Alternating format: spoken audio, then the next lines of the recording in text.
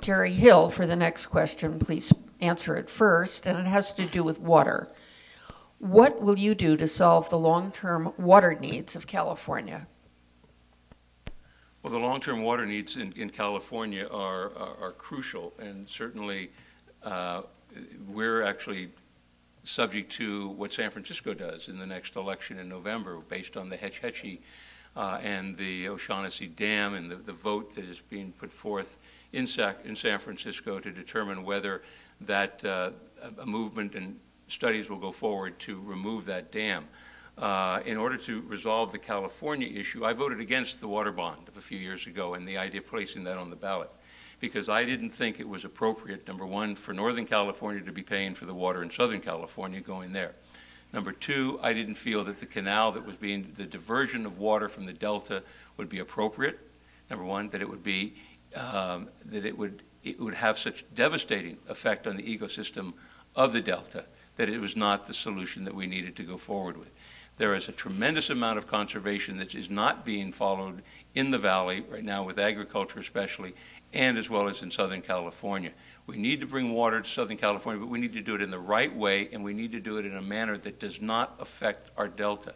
That is the jewel of California, and it has been the source of water for much of California for decades, and it will continue to be, but we want to make sure that that water is protected so that it could still be there in the future. So we have to do it delicately, and we have to do it without the politics that has played such a strong role in the past.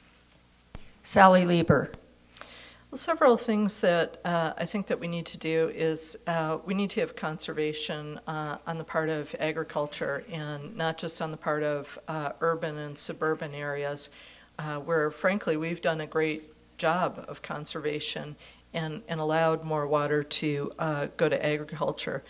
We also need to apply the best science to looking at recycled water and do a much better job of analyzing some of the issues relating to the impact of toxic chemicals on recycled water, to the issues of nanoparticles which don't perk out through groundwater. I think that we need to actively guard our wetlands, including here in the Bay Area. A big issue in this race has been the proposed development at Redwood City to build a new city the size of East Palo Alto on restorable bay wetlands. I am adamantly against that. I have not taken any money from the firms that are seeking to build this very ill-advised development. And I think that instead we need to guard our wetlands as the shock absorbers for future global warming. And I would just really encourage you to look at our financial reports and to consider who is the candidate who is supported by big agriculture, who is supported by the big construction firms who would build a peripheral canal.